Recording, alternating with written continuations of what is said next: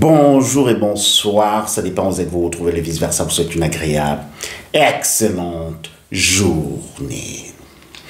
Alors aujourd'hui, je vais répondre à une question très récurrente. Alors mon cher vice-versa, je viens de divorcer d'avec un pervers narcissique, une perverse narcissique, un zombie, une vipère ancienne.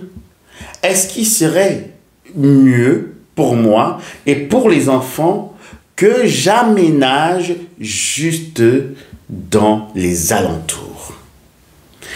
Est-ce qu'il serait préférable pour moi, pour garder le lien avec mes enfants, que je sois juste à côté de leur habitation? Est-ce qu'il ne serait pas préférable pour moi, vice-versa, que j'habite dans le même quartier, ou bien, si c'est un immeuble, que j'habite juste en dessus, ou que j'habite également à un pâté de maison, parce que j'aimerais toujours voir mes enfants. J'aimerais toujours garder ce contact avec mes enfants.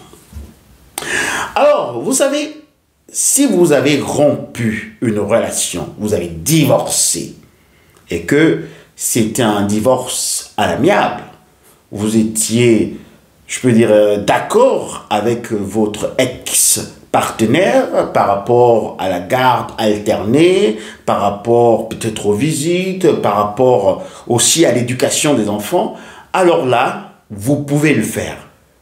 Vous ne devez pas automatiquement vous éloigner de vos enfants ou bien de votre famille, parce que de toute manière, ce sont vos enfants et c'est votre ex.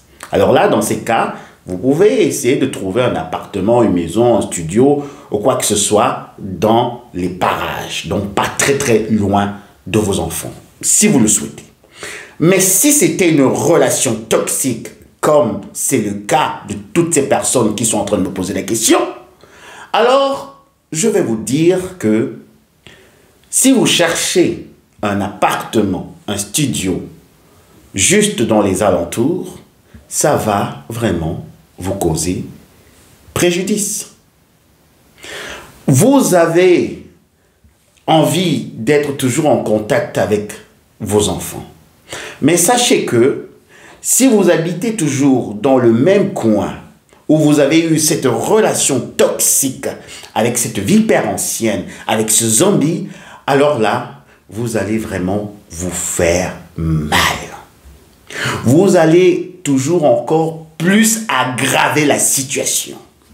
Pourquoi? Parce que n'oubliez pas que même après la séparation, le partenaire toxique va toujours essayer de vous mettre les bâtons dans les roues. N'oubliez pas que même après la séparation, le partenaire pervers narcissique, bien que peut-être vous aurez obtenu la garde alternée, va continuer toujours à salir votre réputation dans l'entourage. N'oubliez pas que quand vous êtes dans l'entourage justement de ce partenaire toxique qui a voulu justement vous détruire, vous voir mourir et souffrir, ne l'oubliez jamais, alors là, vous n'allez pas pouvoir évoluer. Vos faits et gestes seront contrôlés.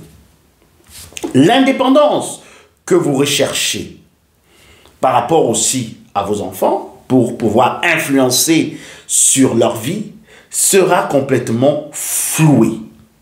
Pourquoi? Parce que les enfants, vous savez, dans des séparations difficiles, tragiques, comme avec les parents narcissiques, veulent souvent essayer de profiter des deux parents et essayer de voir le parent qui est le plus faible pour pouvoir justement aussi obtenir toutes les largesses et aussi lui le mettre sous une certaine dépendance affective.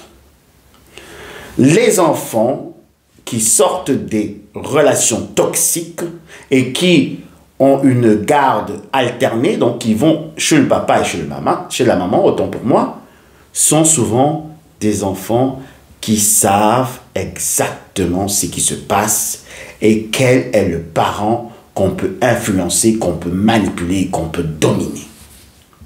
Ce n'est pas une bonne solution. Je sais que vous êtes un parent et que vous voulez justement voir vos enfants, votre enfant très près de vous et que vous puissiez toujours avoir le contact, mais c'est vraiment un piège. C'est un piège et il ne faudrait pas tomber dans ce piège parce que votre ex aura toujours le contrôle et justement aussi de l'influence sur votre vie. Vous n'allez pas pouvoir vous émanciper et vraiment vous détacher émotionnellement de cette personne. Vous n'allez pas pouvoir reconstruire sur du nouveau, mais vous serez toujours sur l'ancien. Vous n'allez pas pouvoir vraiment impacter comme vous le souhaitez sur la vie de vos enfants parce que comme je disais tout à l'heure, ils auront toujours la possibilité de vite courir chez la maman ou de vite courir chez le papa si vous êtes une femme.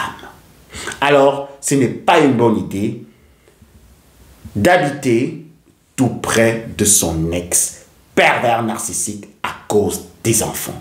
Éloignez-vous et là, vous allez même encore plus profiter de vos enfants. Vous allez encore plus pouvoir impacter sur leur vie indépendamment et vous allez justement vous refaire une autre vie qui va aussi pouvoir donner aux enfants une vision autre qu'un parent qui souffre, qu'un parent qui est toujours en train de pleurer, qu'un parent qui se fait toujours manipuler par l'autre. Mais là, vous serez indépendant et vous aurez aussi la force vraiment d'être un modèle pour vos enfants. Alors, c'était tout pour aujourd'hui. Le vice-versa, on souhaite encore une agréable, excellente journée. À très bientôt. Bisous. Bye.